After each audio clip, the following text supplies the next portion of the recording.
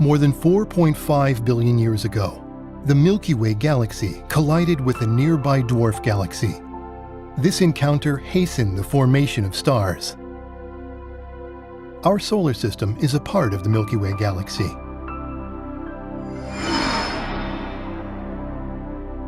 Within the solar system, material circulation had been progressing.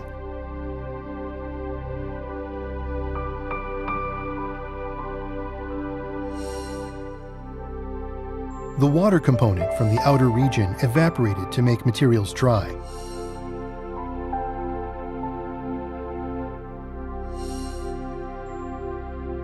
Through this process, particles were zonally distributed, depending on their water content. The bipolar flow stopped, and with it, material circulation. Some regions around the Sun with high particle density appeared. Within these regions, collisions frequently occurred. Small particles gradually grew to become planetesimals.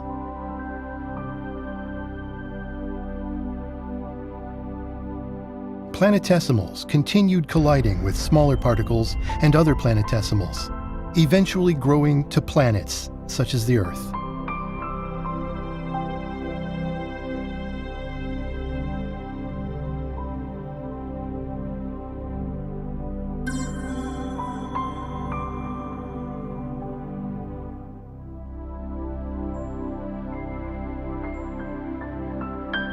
A number of planets were moving in the same orbit. The early Earth collided with a smaller, Mars-sized planet.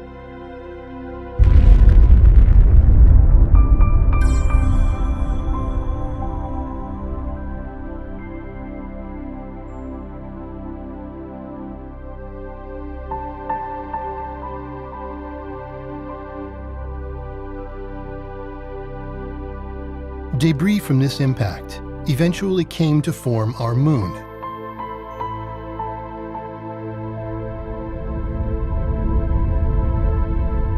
The Earth-Moon system, as we know it today, was in place.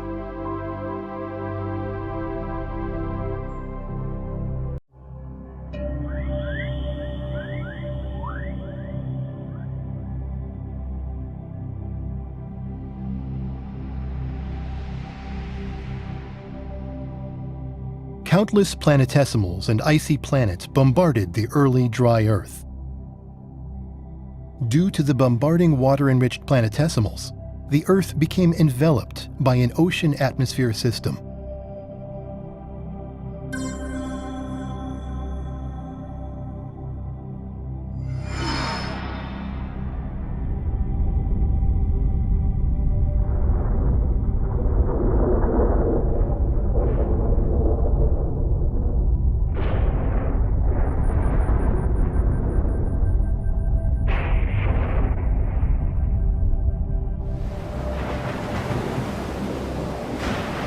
Water vapor in the atmosphere produced rain, forming an ocean. The atmospheric pressure gradually decreased. The carbon dioxide-rich atmosphere transitioned into a CO2 ocean covering the water ocean. Carbon dioxide also combined with rock components and was transported to the bottom of the ocean through weathering and erosion.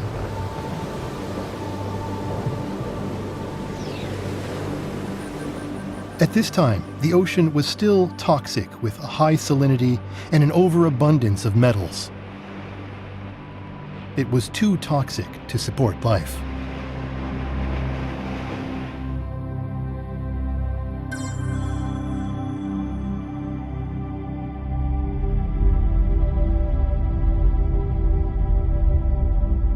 Upwelling mantle displaced the oceanic plates above.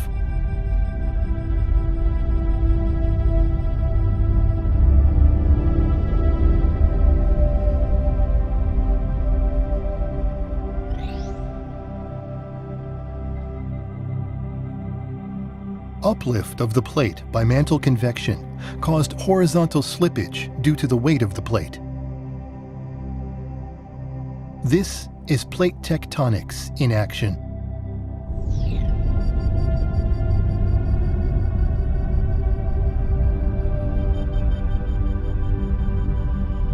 The oceanic plate subducted under the lighter continental plate.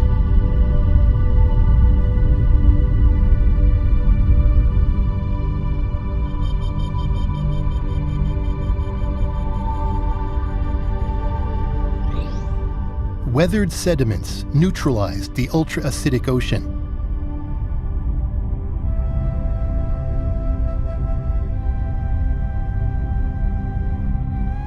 Heavy metals settled out and became fixed as deposits at the mid-ocean ridge.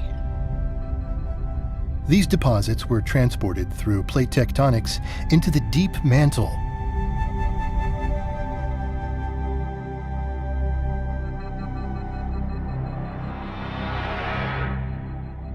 Gradually, the ocean became a habitable environment.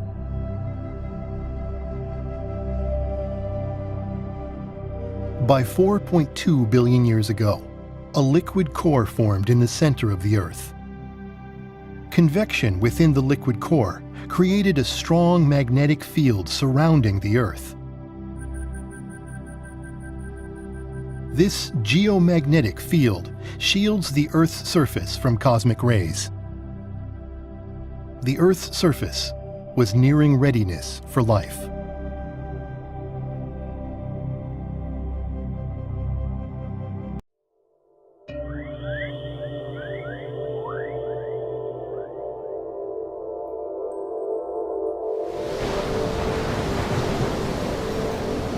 The early Earth, when the atmosphere prevented sunlight from reaching the surface.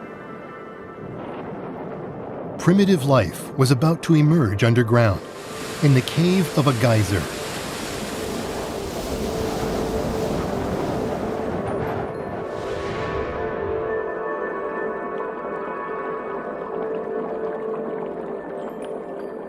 Uranium ore emitted large amounts of radiation, creating a diverse range of materials, and eventually producing the early building blocks of life.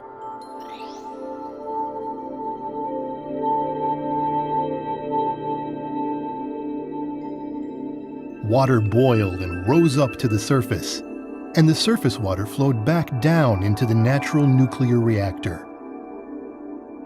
The temperature of the geyser water remained below 100 degrees, protecting the newly formed biomolecules.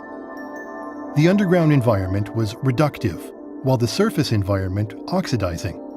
These conditions were necessary to synthesize biomolecules.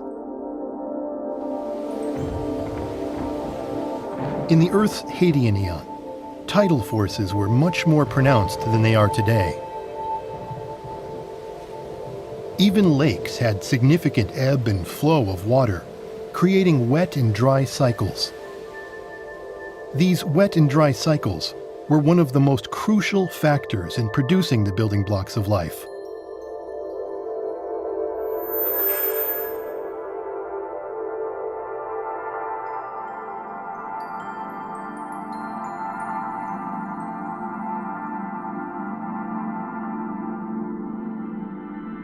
Fatty acids came together, encasing the proto-life molecules.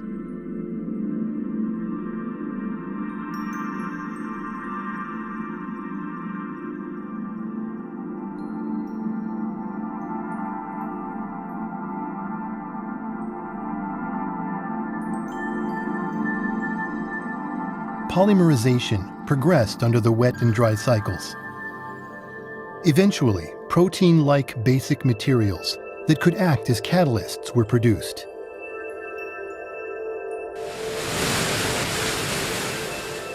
These molecules circulated between the geyser cave and the surface environment. The interactions of these materials led to more complex biomolecules.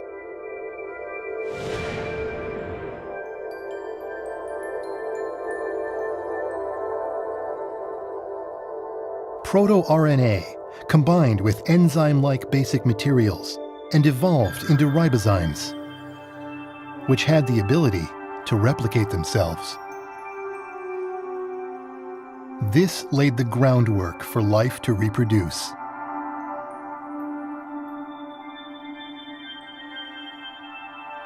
Finally, these molecules were enclosed within lipid membranes, forming primitive protocellular life.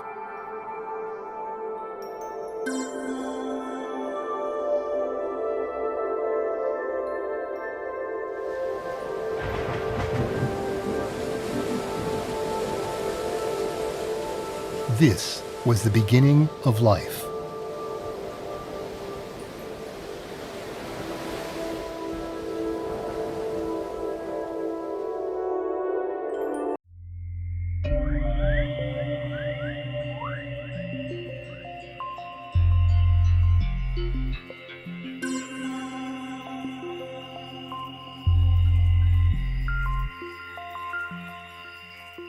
The Earth's plate tectonics, which had begun with the creation of its ocean, eventually destroyed its primordial continent and subsumed it to the deep mantle. By 4 billion years ago, the mother continent had disappeared, leaving life on the margins of a fragmented landmass.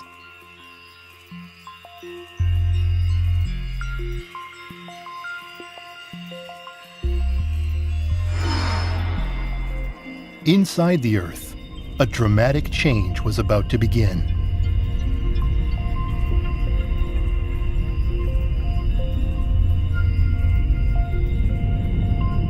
The subducted primordial continent descended toward the core mantle boundary.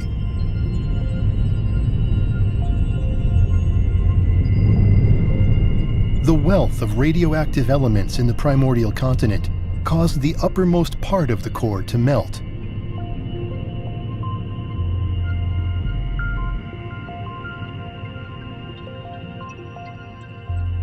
By 4.2 billion years ago, the newly created liquid outer core was strengthening the Earth's magnetic field, protecting the surface environment against solar winds and cosmic rays. As a result, life could exist on the surface environment.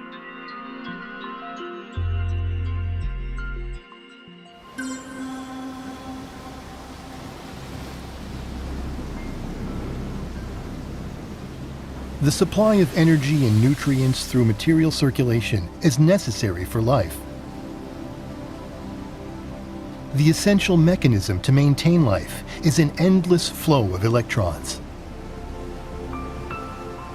The first proto-life couldn't survive very far from the nuclear geyser due to insufficient energy.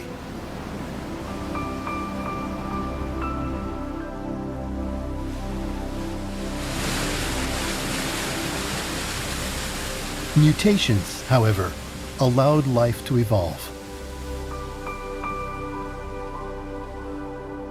The more resilient life forms were able to adapt and survive in harsh environments.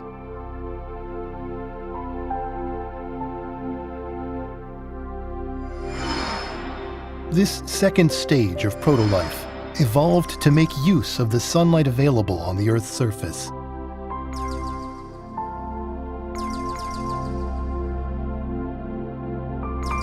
They developed a metabolism that converted light energy into electrochemical energy.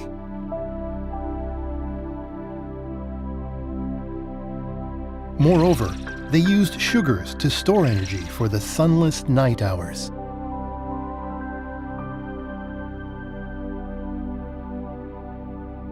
The source of energy for life on Earth shifted from nuclear geysers to the sun.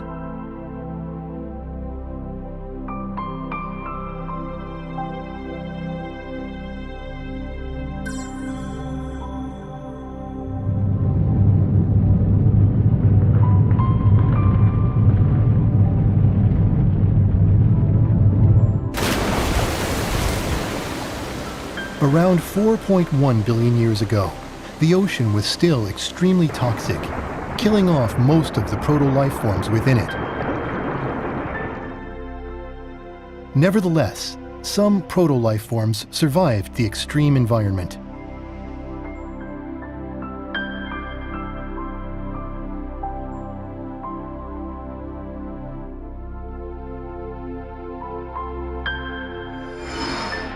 They developed protective mechanisms to prevent the metallic ions in the ocean water from entering their proto-cells.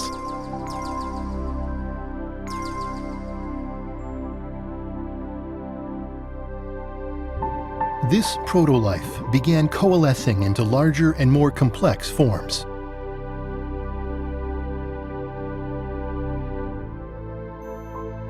Modern life forms use only 20 kinds of amino acids. This means our ancestors that used the same amino acids were the ones that survived the mass extinction. Evolution walks a perilous tightrope between continuing and ending. Unstable RNA evolved through ionizing radiation into more durable DNA, making it possible to reliably pass information across generations. And the third stage of proto-life was born.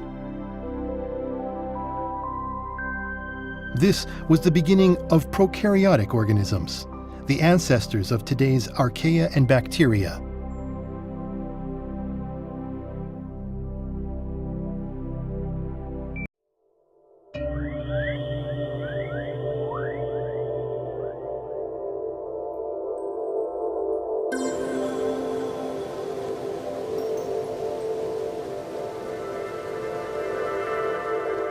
Oxygen, when unbound to any other material, can be toxic to life because oxygen destroys the reductive life body.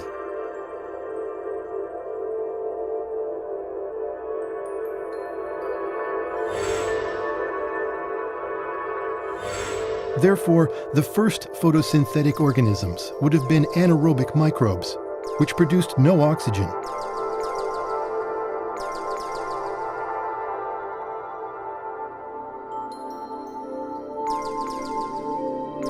Life, however, adapted, taking advantage of oxygen. As a valuable source of additional energy.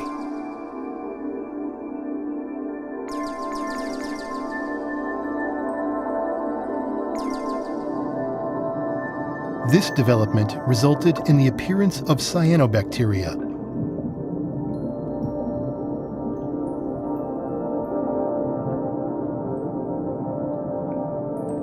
Cyanobacteria produced oxygen, which crystallized into felsic iron-bearing oxide, reducing the iron content of the ocean. Still, the ocean was 5 times as saline as it is today.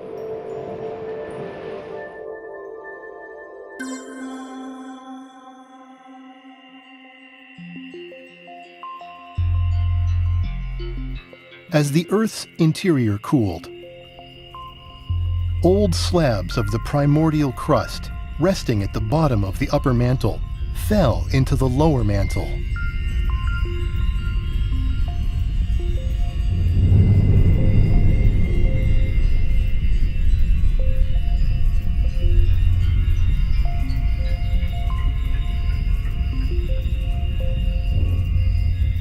Meanwhile, numerous mantle plumes ascended from the lower mantle into the upper mantle.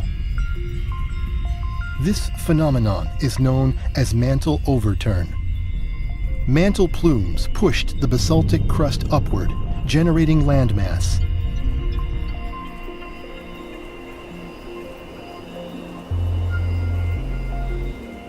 This created shallow marine environments penetrated by sunlight, which allowed the cyanobacteria to flourish.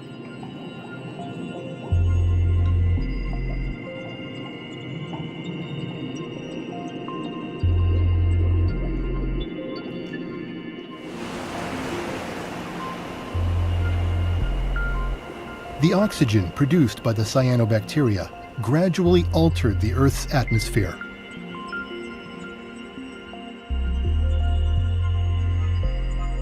On the ocean floor, ferric and ferrous iron were accumulating in the form of hematite and magnetite, creating a massive banded iron formation.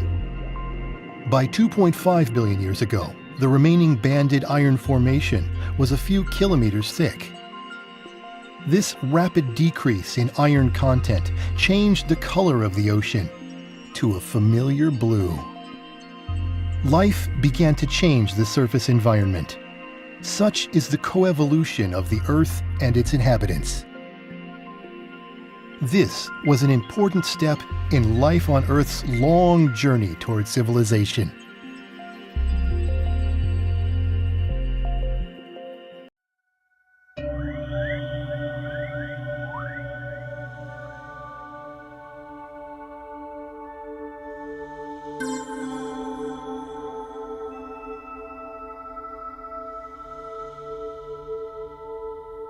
A collision between the Milky Way and a nearby dwarf galaxy produced countless glowing stars. Within a few thousand years, some of these stars ended in supernova explosions. A myriad of cosmic rays from the supernova deteriorated the Sun's heliosphere and bombarded the Earth.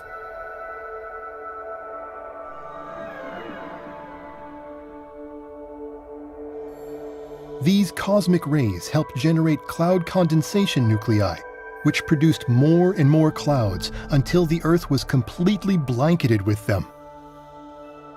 The thick cloud cover prevented sunlight from reaching the surface of the Earth.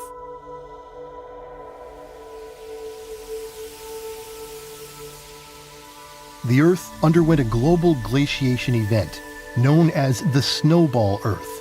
This caused another global mass extinction.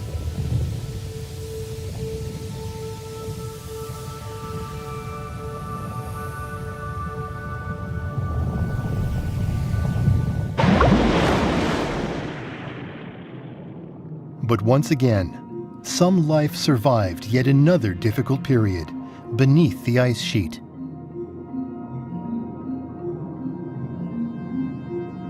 Tiny life was protected by the Earth's massive circulating system.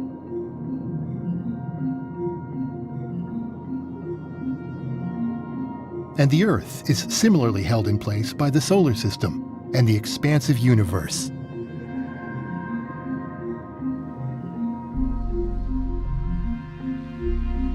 Life is but one part of an enormous system.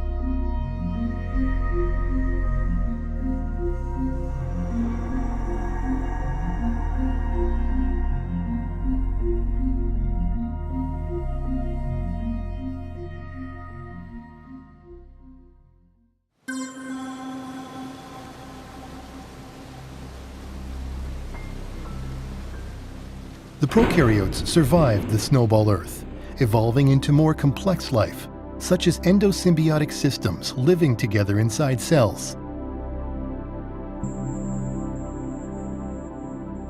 They formed mitochondria and chloroplasts, which allowed them to get more energy from oxygen.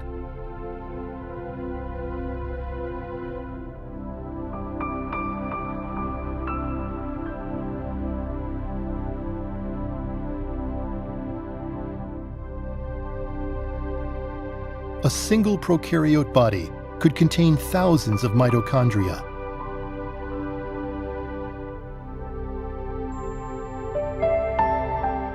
A nuclear membrane formed, protecting DNA from the oxygen-dense ocean water.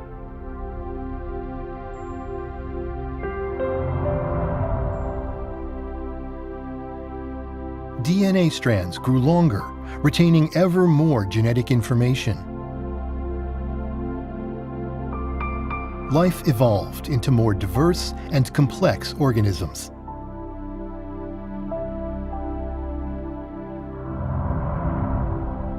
At long last, the eukaryotes appeared. The eukaryotes grew 1,000,000 times larger than the prokaryotes. In theory, everything inevitably falls into disorder. And yet, life is orderly and increasingly complex. Life seems to continue evolving, undeterred by universal entropy.